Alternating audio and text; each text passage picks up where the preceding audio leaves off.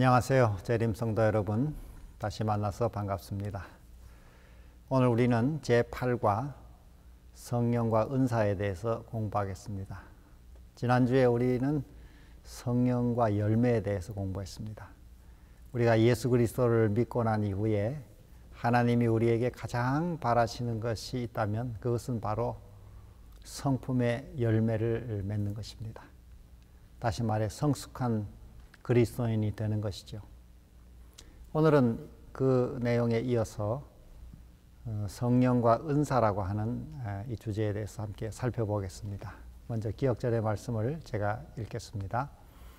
은사는 여러 가지나 성령은 같고 직분은 여러 가지나 주는 같으며 또 사역은 여러 가지나 모든 것을 모든 사람 가운데서 이루시는 하나님은 같으니. 이 성령의 은사라고 하는 것은 하나님께서 우리에게 주시는 선물이죠.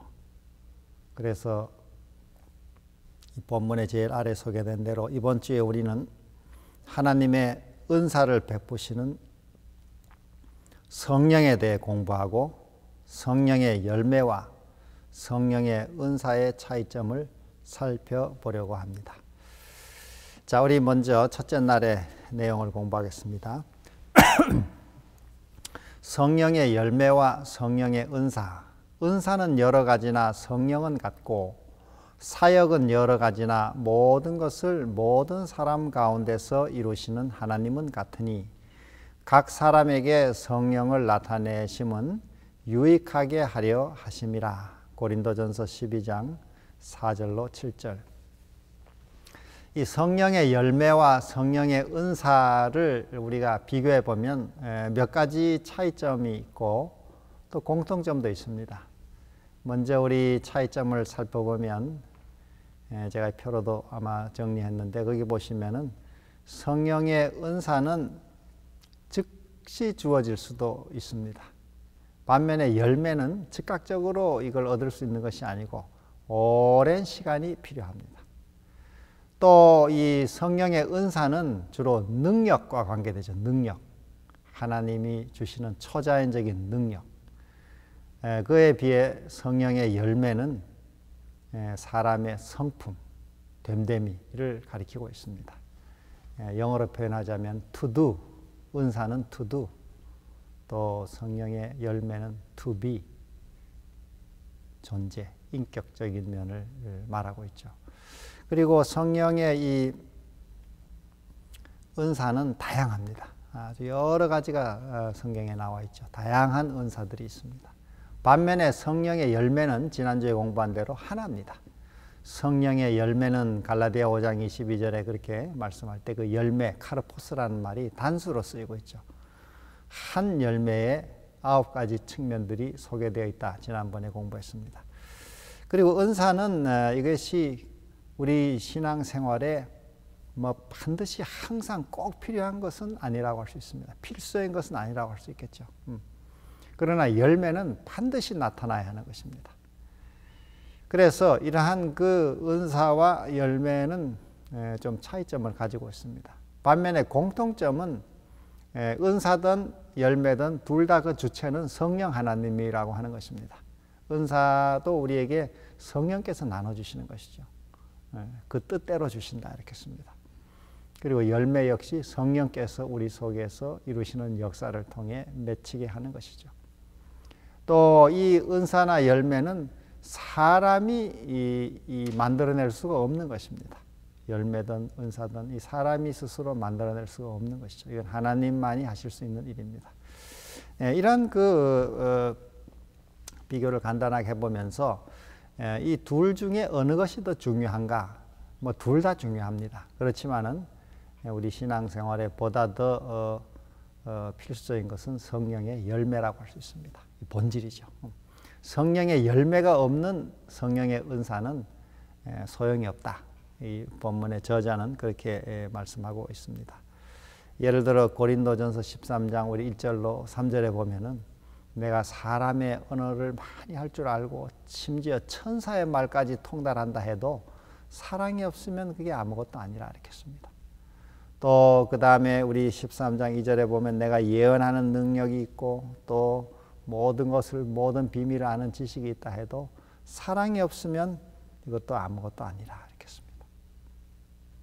그리고 또 내가 내게 있는 모든 것을 가지고 구제하고 또 심지어 내 몸을 불사르게 다 내준다 할지라도 사랑이 없으면 내게 아무 유익이 없다 이렇게 씁니다.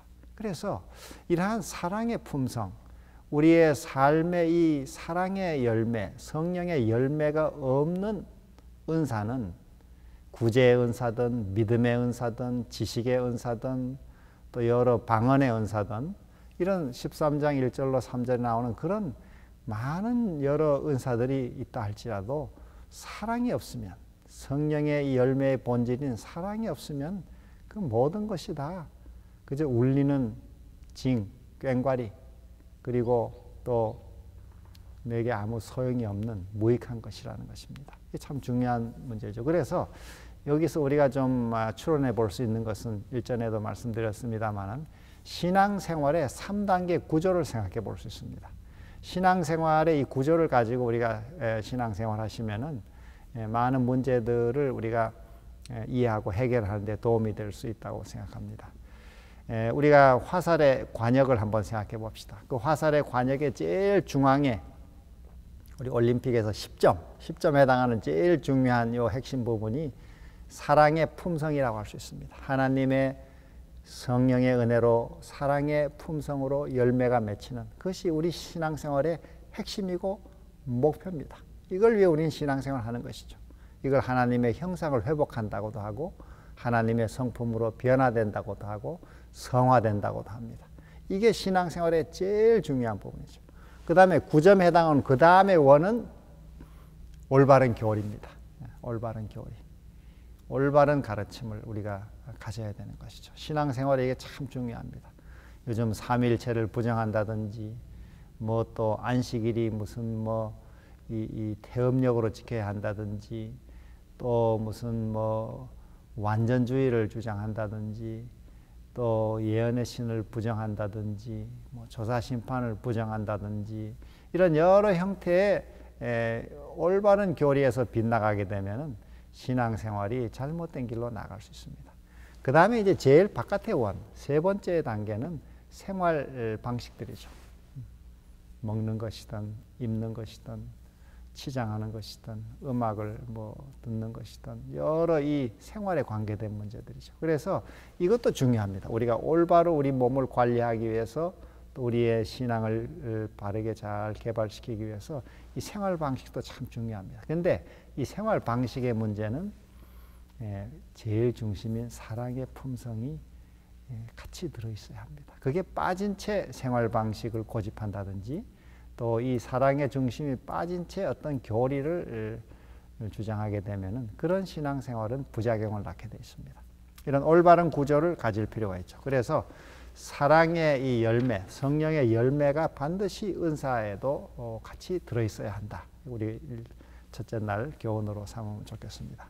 둘째 날 영적인 은사를 주시는 하나님, 우리 각 사람에게 그리스도의 선물의 분량대로 은혜를 주셨나니 에베소 4장 7절, 또 고린도전서 12장 11절 보시면 여러 은사를 설명한 다음에 바울은 이 모든 일은 같은 한 성령이 행하사 그 뜻대로 각 사람에게 나눠주신다 이렇게 씁니다. 그래서 이 은사를 주시는 분은 하나님이십니다.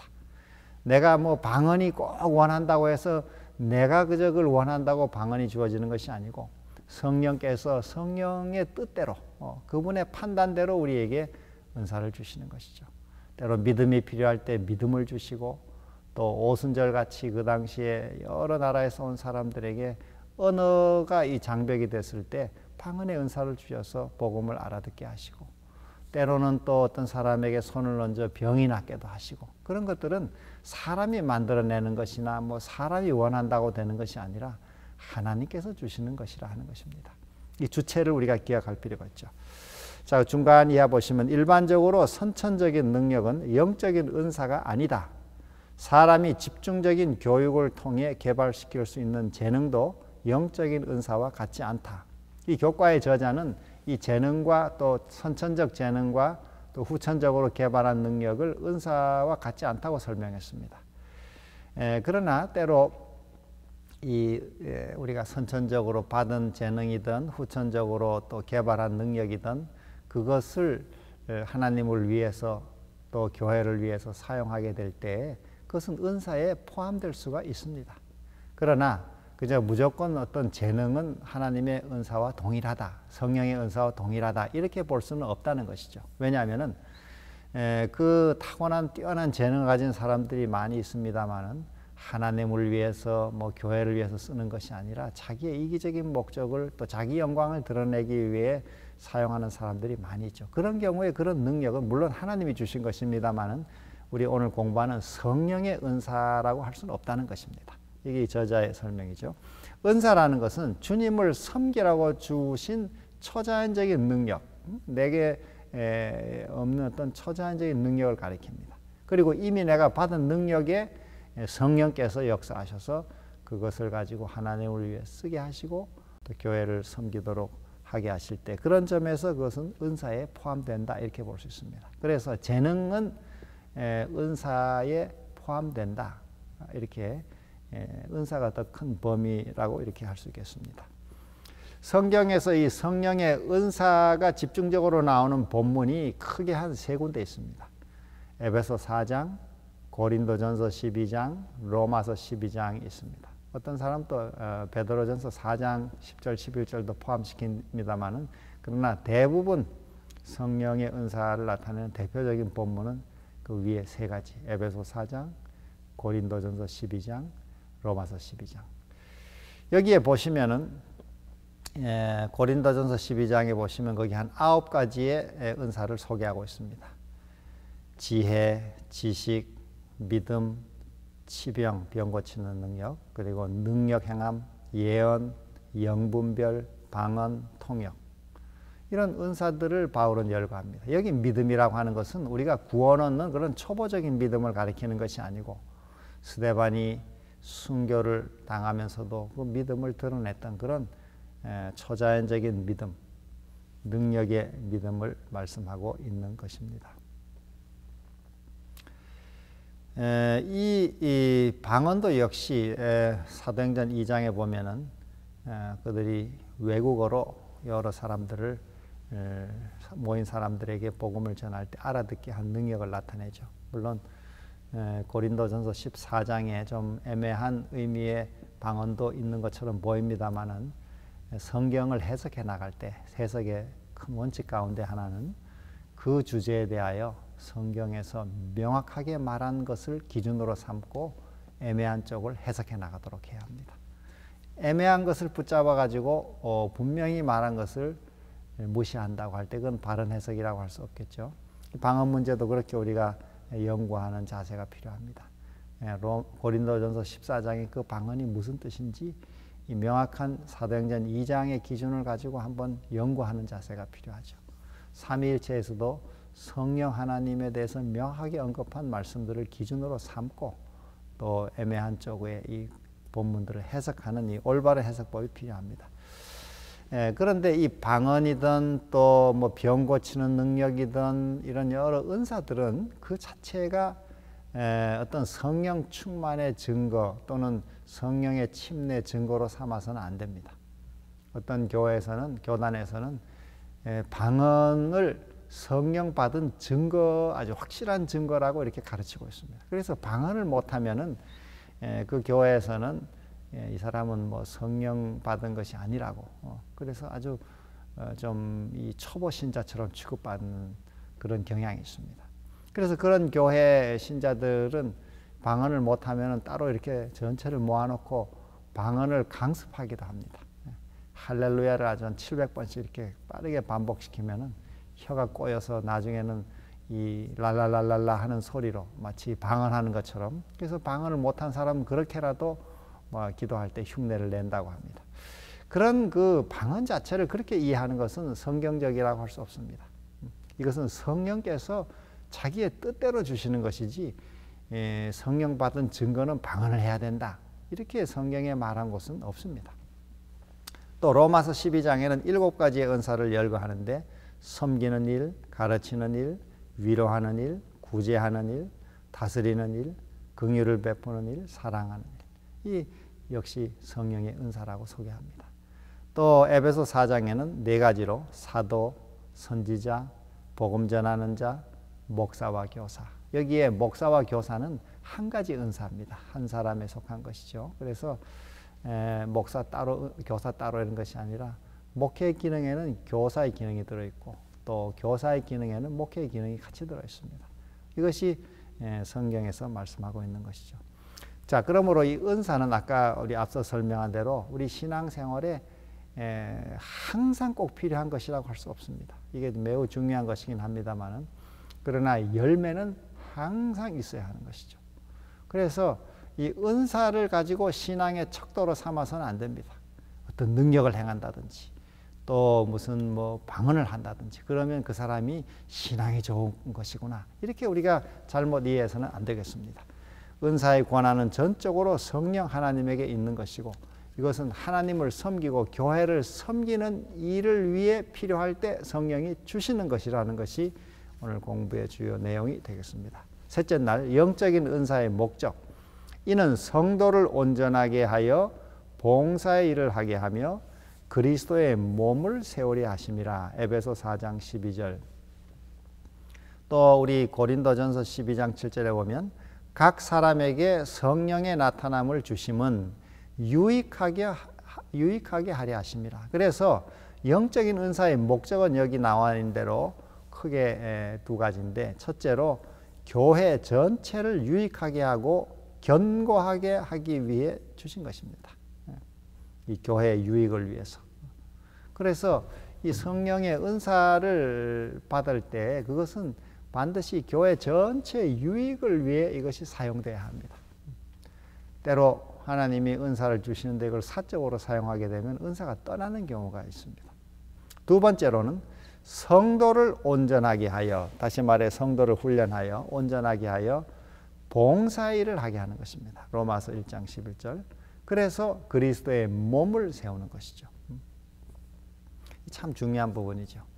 우리가 이 성령의 여러 은사들을 주시는 목적은 성도를 온전한 신앙으로 세워 봉사일을 하게 하는 것입니다. 그래서 이 은사의 목적을 항상 기억할 필요가 있어요. 내가 노래하는 일에 남다른 이 재능을 받고 또 뭔가 성령이 주신 은혜를 받았다고 할 때 이것은 교회를 위한 봉사, 또 하나님을 위한 봉사의 것을 사용하도록 주신 것이지, 그냥 인간적인 재능으로 뭐 인기를 얻고 또 자기 어떤 뭐 이 돈벌이를 위해서 또 자기 사적인 목적을 위해서 그것을 사용한다 할 때는 그 은사는 이 성경 지금 말씀하는 교회를 세우는 이런 또 주님의 사업의 기관을 세우는 일에 사용하는 것이 안 될 때는 그게 올바른 은사라고 할 수 없죠. 우리가 앞서 공부한 대로 인간적으로 재능을 많이 받은 사람들이 있습니다. 세상에도. 그러나 우리가 성령의 은사라고 할 때는 이것이 교회를 섬기는 일에 교회의 유익을 위해서 주어졌다고 하는 것, 이 목적을 항상 기억해야 되겠습니다. 내가 받은 것이 지식의 은사든 지혜의 은사든 믿음이든 또 남다른 어떤 뭐 재능이든, 이 하나님이 어떤 은사를 주셨을 때 그 은사의 목적은 교회 유익을 위해서 봉사하는 일에 사용해야 한다는 것입니다. 내가 어떤 재능이 있는데 교회가 꼭 필요로 하는데 또 그걸 하나님이 그렇게 주셨음에도 그것을 마치 자기의 어떤 소유물로 생각하고 교회 봉사에 협조적이지 않고 또 늘 그것을 거절하게 되면은 그 은사 자체는 사라져 버립니다. 뭐 재능은 좀 남아 있을지 모르지만 그 은사가 사라져 버리죠.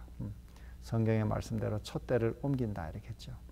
우리 엘렌 G 화이트도 이 예언의 은사를 받았는데 그가 받기 전에 한 2, 3년 전에 윌리엄 포이 또 하젠 포스 여러 다른 우리 청년들이 그런 은사를 받았습니다. 그걸 전하라, 가서 전하라 이렇게 할 때 그 당시 그 사람들은 사람들이 그 자기들에 대한 이 거절 또 뭐 은사를 받아서 그렇게 선지자라고 하는 것에 대한 사람들이 그 조롱 뭐 이런 그 부담 때문에 그걸 전하지 않았는데 결국에 떠나버렸습니다. 그래서 나중에 훗날 엘렌 G 화이트의 그 이상을 그들이 보고 또 들으면서 이게 바로 내게 임했던 그 은사였다고. 그래서 우리가 받은 은사가 어떤 것이든 구제의 은사든 또 위로의 은사든 또 이렇게 잘 치리하는 은사든 이 모든 것을 자기 영광을 위해서가 아니라 교회 유익을 위해서 하나님의 사업에 봉사하는 일에 사용해야 한다. 이 은사의 목적을 우리가 분명히 가져야 되겠습니다. 자, 그 다음에 우리 여기 밑에 보시면은 영감의 교훈, 청년에게 보내는 기별 30페이지. 그리스도교 신앙을 갖는다는 것은 그대들의 모든 것을 전적으로 하나님께 바치고 성령의 지도를 받기로 동의한다는 의미이다. 성령의 선물로 말미암아 도덕적 능력이 그대들에게 부여될 것이며 그대들은 하나님을 섬기기 위하여 이미 위탁받은 재능을 소유할 것이고 그 재능의 능률은 크게 증가할 것이다. 이 성령이 주신 이런 은사들, 은혜를, 선물을 우리가 주님의 사업을 위해 전적으로 바칠 때 이런 능률이 점점 증가하게 되는 것입니다. 넷째 날 은사, 그때와 지금 사랑을 추구하며 신령한 것들을 사모하되 특별히 예언을 하려고 하라. 고린도전서 14장 1절. 여기 오늘 본문에 보시면은 이 어떤 사람들은 영적인 이런 은사가 예수님과 사도들 시대에만 국한된다고 생각하는 사람들이 있습니다. 이제는 더 이상 은사가 필요 없고 이 성경에 나오는 이런 능력의 은사들은 예수님 시대 또 사도 시대에만 필요했지 지금은 필요 없다. 이 다른 말로 은사 폐지론이라 그럽니다. 이렇게 믿는 사람들이 있습니다. 은사 폐지론. 오늘날은 더 이상 은사가 필요 없고 그것은 옛날에만 필요한 것이다. 그러나 여기 이 저자도 설명했듯이 성경에 따르면 영적 은사는 교회를 세우기 위해 주어진다.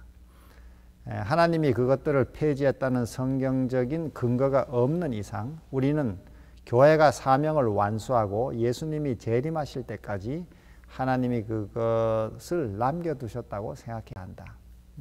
그러니까 이런 주장이든 저런 주장이든 모든 주장의 근거가 항상 기준이 성경이 되어야죠. 성경에는 이런 은사가 초대교회에서만 필요했다. 이렇게 제한적인 그 언급을 하는 곳이 없습니다.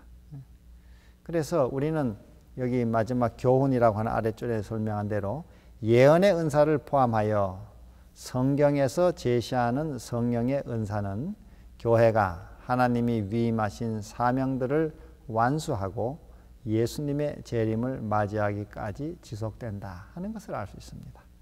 우리 바로 앞에서 설명한 대로 이 은사의 목적은 교회의 유익을 위해서 또 성도들을 온전케 하여 봉사일을 하게 하는 데 필요하다 이렇게 했으니까 교회가 존재하는 한 은사는 항상 필요한 것입니다. 그러니까 은사 폐지론에 대한 이해는 우리가 성경적으로 올바른 주장이라고 할 수가 없습니다. 우리 오른쪽에 그 영감의 교훈에도 보면 여기 초기 문지 134, 135의 그 대답을 이렇게 하고 있습니다. 그러므로 이 도움은 사도들과 그들의 전도를 통하여 믿은 자들에게만 약속된 것으로 그들이 사명을 완수하고 복음을 확립시켰을 때 그 은사는 그 시대와 함께 끝났다고 하는 것은 잘못된 생각이다 이렇게 했습니다. 은사가 이 초대 사도들의 시대에만 있었고 그 시대에 끝났다 하는 것은 잘못된 생각이라고 그랬습니다. 그 다음에 이어서 그분이 영적 은사를 폐하셨다는 성경상의 근거가 없는 이상 우리는 그 은사들이 계속 존재하도록 뜻하셨음을 확실히 알 수 있다. 그러니까 지금도 우리 은사가 필요한 거죠. 우리 신앙생활 또 교회 생활에 이게 얼마나 요긴한 선물인지 우리가 경험으로 알고 있습니다. 그래서 사도 바울은 고린도전서 12장에서 그 여러 은사들을 설명한 다음 12장 마지막 절에 너희는 더욱 큰 은사를 사모하라. 내가 또한 제일 좋은 길을 너희에게 보이리라. 이렇게 말씀했습니다. 그리고 이어지면서 고린도전서 13장이 나옵니다. 사랑장이 나오죠. 우리가 성경 원문은 이 장절 구분이 없다고 알고 있습니다. 후대 학자들이 편의를 위해서 이렇게 장절을 구분해 놨는데 이게 성경 원문에는 끊어지지 않고 내가 제일 좋은 그 길을 보이리라 하면서 그 제일 좋은 은사를 더욱 큰 은사를 보인 것이 13장 사랑이라고 설명한 것입니다. 그리고 13장 끝나서 다시 14장으로 이어지는 14장 1절에서는 사랑을 따라 구하라. 신령한 것을 사모하되 특별히 예언을 하려고 하라 이렇게 했습니다. 그러니까 이 사랑이 제일 좋은 또 큰 은사로 소개한 다음에 사랑을 따라 구하라 하면서 그러나 특별히 예언을 하려고 하라. 14장 5절에도 나는 너희가 다 방언하기를 원하나 특별히 예언하기를 원하노라 이렇게 했습니다. 이 예언의 선물을 사도 바울은 강조했습니다. 그래서 이 성령의 은사가 나오는 이 바울의 글들을 자세히 보면은 예언의 은사 또 선지자라고 하는 이 은사는 상당히 앞부분에 들어 있습니다. 에베소 4장에도 사도의 은사 다음에 선지자가 나옵니다. 그래서 이 예언의 은사는 특별히 우리 재림교회에도 매우 중요한 선물이죠. 이 예언이라고 하는 말, 예언자라고 하는 말, 선지자라는 말은 히브리 말로 이 나비라고 하는데 이 나비라는 뜻은 대언자 이런 뜻입니다. 하나님의 말씀을 대신하여 전하는 사람이죠. 그래서 예언자라고 할 때, 예언이라고 할 때 우리 한국에서는 예언이 이제 미리의 자를 써서 앞날의 일들을 미리 말하는 것으로 쓰입니다만은 일본 이 번역에는 맡길 예자로 하나님의 말씀을 맡은 사람을 예언자라 이렇게도 이해하고 있습니다. 성경적인 의미는 대언자, 대신하여 말하는 자죠. 그래서 이 예언의 선물, 하나님의 말씀을 대신하여 전하는 이 은사는 참으로 우리에게 아주 중요한 선물이라고 할 수 있습니다. 베드로전서 1장 19절에도 보면 예언은 어두운 데 비치는 등불과 같다. 또 베드로서 1장 21절에는 예언은 사람의 뜻으로 이렇게 낸 것이 아니고 오직 성령의 감동하심을 입은 사람들이 하나님께 받아 말한 것이다. 대언하는 것입니다. 대언자. 우리 재림교회는 이게 왜 중요한가 하면 요한계시록 12장 17절 우리 제7일 안식일 예수 재림교회의 존재를 증거하는 말씀이죠. 용이 여자에게 분노하여 돌아가서 그 여자의 남은 자손 곧 하나님의 계명을 지키며 예수의 증거를 가진 자들로 더불어 싸우려고 바다 모래 위에 섰더라. 그 여자의 씨의 남은 자손 이것이 재림교회를 우리는 이해하고 있습니다. 그 특징의 중요한 두 가지 특징이 뭐냐면 하나님의 계명을 지키고 또 하나는 예수의 증거를 가졌다고 하는 것입니다. 그러면 예수의 증거가 무엇이냐? 같은 요한계시록 19장 10절에서는 예수의 증거는 대언의 영이니라 이렇게 했습니다. 영어로 Spirit of Prophecy, 즉 예언의 영이다. 다시 말해서 성령의 여러 은사 가운데 예언의 선물을 받는다는 것입니다. 이 남은 교회는 하나님이 이 남은 교회의 중요한 특징으로 하나님의 계명을 지키고 이 예언의 선물을 가진 교회라 이렇게 씁니다. 우리는 이 선물이 12장의 문맥 속에서 또 계시록의 문맥 속에서 제7일 안식일 예수 재림교회에 보내신 남은 교회 선지자인 엘렌 G. 화이트를 통해 보내신 여러 기별들이 이 예언의 선물이라고 믿고 받아들이고 있습니다. 그래서 이 재림교회는 이런 예언의 은사를 받은 아주 중요한 이 축복을 받은 교회입니다. 바울이 너희는 특별히 예언을 하라고 이렇게 예언의 은사를 강조했는데 우리 재림교회는 그런 예언의 선물을 받았죠. 그 예언의 선물은 우리 엘렌 G. 화이트를 통해서 한 50여 권의 많은 글로 이렇게 남겨졌습니다. 그래서 이 예언의 선물을 우리가 축복으로 받았기 때문에 이 축복의 선물을 우리가 잘 활용해야 되겠습니다. 요즘 이 엘렌 G. 화이트의 글이 참으로 귀한 선물임을 알고 믿고 열심히 상고함으로 축복을 받는 분들도 있고 또 너무 바쁜 나머지 이 읽을 시간이 없어서 제대로 활용을 못하는 분들도 있습니다. 또 나아가서 이 글을 잘못 활용해서 신앙이 극단주의에 빠져서 결국은 엘렌 G. 화이트의 글을 불신하고 떠나는 사람도 있습니다. 그걸 가장 혹독하게 비판하는 사람도 있습니다. 그래서 우리는 예언의 이 선물로 주신 이 증언의 기별을 올바로 활용하는 것도 우리가 잘 이해할 필요가 있습니다. 그것을 잘못 활용하다 보면 신앙생활이 율법주의로 떨어지게 되고 또 형식적이고 냉랭한 이런 신앙의 길로 좀 각박한 신앙의 길로 가는 경우도 왕왕 있습니다. 그래서 간단하게 의저 설명을 드리면은 엘렌 G 화이트의 글을 이해하는 한 몇 가지 방법 가운데 첫째는 이 중심되는 그 책을 먼저 읽어야 합니다. 그래서 엘렌 G 화이트 전체 이 한 50여 권의 책 가운데 제일 핵심, 아까 그 화살의 관역의 제일 핵심에 해당한다고 할 수 있죠. 제일 이 중요한 그 핵심이 무엇이냐면은 대쟁투 총서입니다. 5권으로 된 대쟁투 총서. 부조와 선지자, 선지자와 왕, 시대의 소망, 사도행적, 각 시대의 대쟁투.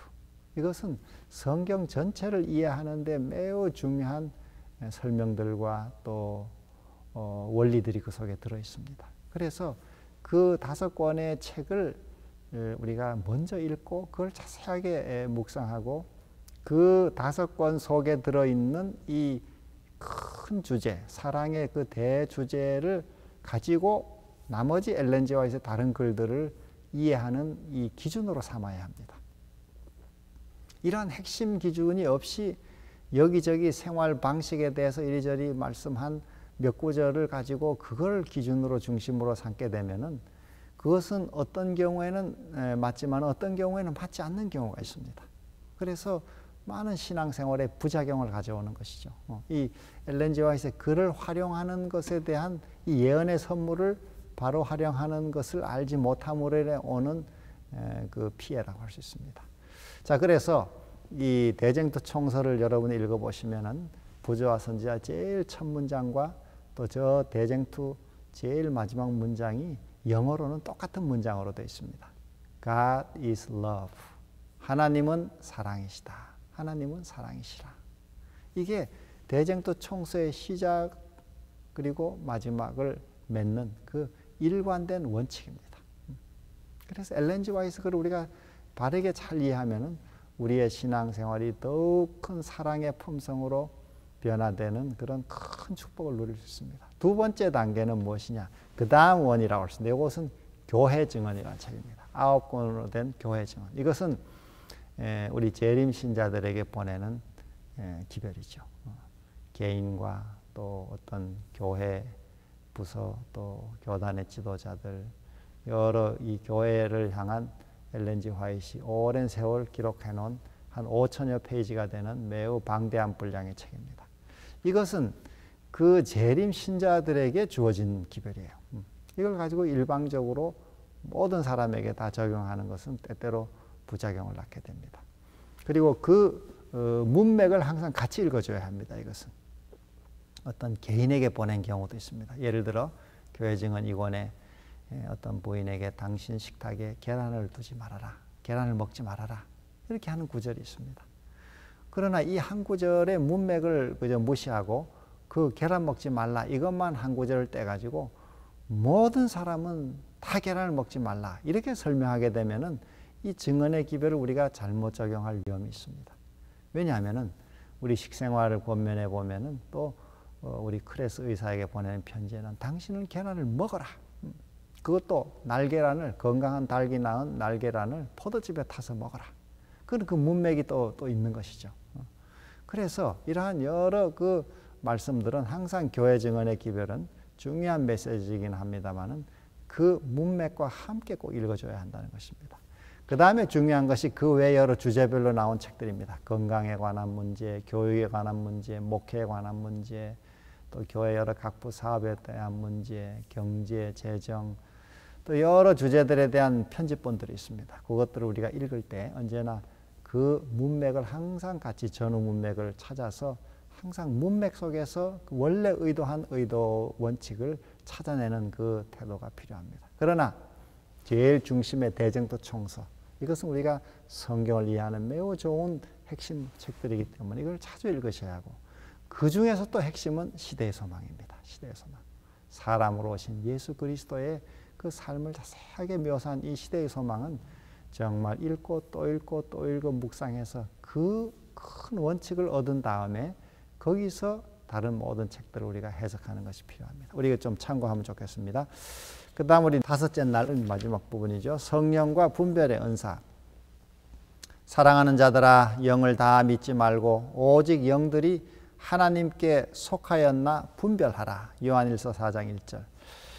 여기 본문에도 진짜 영적 은사가 존재하지만 성경은 또한 우리에게 아무 영이나 다 믿지 말고 이 진짜 영적 은사가 뭔지 분별하는데 거기 몇 가지 세 가지로 성경의 가르침을 따르고 일관성이 있고 예수님을 주로 높이는지 시험하라고 이렇게 경고한다 이렇게 씁니다. 그래서 우리가 이 영들이 참 많습니다. 이 거짓 영들이 많죠. 하나님이 참 신이신데 이 거짓 신들이 있고 또 거짓 영의 지도를 받는 거짓 선지자들이 있습니다. 그래서 예수님도 이 거짓 선지자들을 경고를 많이 하셨습니다. 거짓 선지자들에 대해서. 예를 들어 마태 7장 15절에 보면은 거짓 선지자들을 삼가라. 양의 옷을 입고 나오나 속에는 노략질하는 일이라. 이 거짓 선지자들이죠. 겉으로는 아주 이렇게 순한 정말 예수님 같은 양의 모습을 하고 나오지만은 속에는 이 아주 흉한 이 무서운 흉악한 일이라 이렇게 씁니다. 또 마태 24장 5절에도 많은 사람이 내 이름으로 와서 나는 그리스도라 하여 많은 사람을 미혹해 하리라. 또 24장 11절 거짓 선지자가 많이 일어나 많은 사람을 미혹하게 하겠으며 이 거짓 영은 사람을 속이기 위해서 다가오는 것입니다. 또 마태 24장 24절 거짓 그리스도들과 거짓 선지자들이 일어나 택하신 자들도 미혹하게 하리라. 많은 기적과 표적을 행해서 택하신 자들도 미혹하게 하겠다. 또 방금 읽은 본문인 영을 다 믿지 말고 영들이 하나님께 속하였나 시험해보라. 많은 거짓 선지자가 세상에 나왔습니다. 요한일서 4장 1절. 그래서 이런 거짓 선지자들을 우리가 조심해야 합니다. 오늘 우리가 성령의 여러 은사들, 예언의 은사들 이런 우리가 공부했습니다마는 이 거짓 영들도 우리가 조심하라. 그 은사 중에 하나가 영분별의 은사죠. 그러면 어떻게 분별할 것이냐? 여기 본문의 말씀처럼 그 기준은 하나님의 말씀이 돼야 된다. 분별의 기초는 하나님의 말씀이라 이렇게 씁니다. 그래서 우리 성경에서 이 거짓 영들과 참 영을 분별하는 네 가지 기준이 있습니다. 첫 번째 기준은 예수님의 성육신을 인정하느냐. 우리 방금 읽은 요한일서 4장 1절 다음 절인 2절에 보면 요한일서 4장 2절 예수 그리스도의 성육신을 인정하느냐. 예수님이 육체로 오심을 시인하는 영마다 참 영이다 이렇게 씁니다. 둘째, 성경과 일치하느냐. 우리 이사야 8장 20절에 보면은 마땅히 율법과 증거의 말씀을 좇을지니 그들의 말하는 바가 이 말씀에 맞지 아니하면 정녕 아침빛을 보지 못한다. 이 성경과 일치해야 합니다. 아무리 능력이 희한한 기적과 기사를 행한다 할지라도 하나님의 말씀에서 벗어나면 안식일을 부정한다든지 삼위 하나님을 부정한다든지 이렇게 말씀을 부정하면 그거는 빗나간 잘못된 영이죠. 세 번째로는 예언의 성취. 그 말하는 바가 성취되어야 합니다. 예레미야 28장 9절에 나와 있죠. 그 다음에 마지막 네 번째는 생애의 열매. 그 사람의 삶의 열매가 나타나야죠. 선지자라고 하면서 생활이 거짓되고 탐욕에 빠져 있고 이렇게 하면은 그 올바른 기별이라고 할 수가 없는 것이죠. 마태 7장 16절로 20절에 그들의 열매로 그들을 알리라 이렇게 씁니다. 특별히 이런 모든 성경의 기준을 우리가 가지고 판단해야 하겠고 좀 더 구체적으로 자세하게 판단할 수 있는 것은 앞서 말씀드린 계시록 12장 17절에 나오는 하나님의 계명과 둘째로 주신 예수의 증거, 우리 엘렌 G 화이트를 통해 주신 많은 이런 예언의 여러 말씀들, 또 증언의 말씀들을 우리가 살피면은 그런 거짓됨을 거짓 영들을 분별해낼 수가 있겠습니다. 이런 축복을 우리가 누려야 되겠습니다. 마지막 뒤에 여섯째 날 더 깊은 연구를 위해서 왜 오늘날 우리는 성경시대에 나타났던 기적적인 치유 같은 이적을 볼 수 없는가 이렇게 질문했는데 이 저자는 가래 뽑은 기별 2권을 가지고 그 대답을 이렇게 썼습니다. 가래 뽑은 기별 2권 54 그리스도께서 일하신 방법은 말씀을 전파하는 것과 기적적인 치유의 행위로서 병자를 고쳐주는 것이었다. 그러나 나는 사탄이 이적을 행함으로 자기의 권세를 행사할 것이기 때문에 우리는 지금 이런 방법으로 일할 수 없다는 지시를 받았다. 눈속임으로 그럴듯한 치유 행위를 하면서 신성을 주장할 자들이 생길 것이므로 오늘날 하나님의 종들은 이적의 방법으로 일할 수 없었다. 바로 이러한 이유에서 주님께서는 당신의 백성들이 말씀을 가르치는 일과 병합하여 몸의 병을 고치는 일을 수행하도록 한 가지 방법을 계획하셨다. 위생병원들을 건립해야 하며 이러한 기관에 관련하여 순수한 의료 선교 사업을 발전시킬 일꾼들이 있어야 한다. 그러면 치료를 받기 위하여 위생병원을 찾아오는 자들이 그것을 수호하는 가마력에 둘러싸이게 된다. 다시 말해 왜 이런 기적이 없는가? 이 참 성령의 부흥, 늦은 비에 이런 역사가 있기 전에 사탄이 모조, 위조 부흥을 지금 일으키는 시대라는 것입니다. 그래서 옛날 바로의 술객들이 이렇게 모조적인 기적을 행했던 것처럼 사단이 거짓 부흥, 거짓 이적들을 행함으로 참 이적이 올 때 사람들로 그걸 불신하게 하는 이 거짓 속임수를 지금 행사하는 때이기 때문에 하나님의 참 이적이 지금은 나타나지 않고 있다. 그 대신에 하나님의 말씀을 가르치고 또 그 말씀과 함께 몸의 병을 고치는 의료기관을 통해서 하나님의 치료를 지금 하는 것이다. 이렇게 설명을 했습니다. 그러나 때때로 정말 의료기관의 혜택을 받지 못하는 경우에 하나님의 말씀을 통해서 또 기도를 통해서 또 실제적인 기적적인 치유들이 일어나는 것도 사실입니다. 그러나 전체적으로 많은 곳곳에 이런 성령의 직접적인 치유의 능력이 아직은 좀 제한되어 있다는 설명을 하고 있습니다. 네, 오늘 우리 성령의 은사에 대해서 함께 공부했습니다. 우리 다음 주에는 성령과 교회에 대해서 공부하겠습니다. 이 교회라는 것은 성령이 만드신 성령의 피조물이다 이렇게도 부르고 또 성령은 교회의 창시자이다. 오순절을 통해 교회가 등장했기 때문에 그렇게도 부릅니다. 우리 다음 주에 다시 만나 공부하겠습니다. 한 주간 동안 모두 평안하시기를 바랍니다. 감사합니다.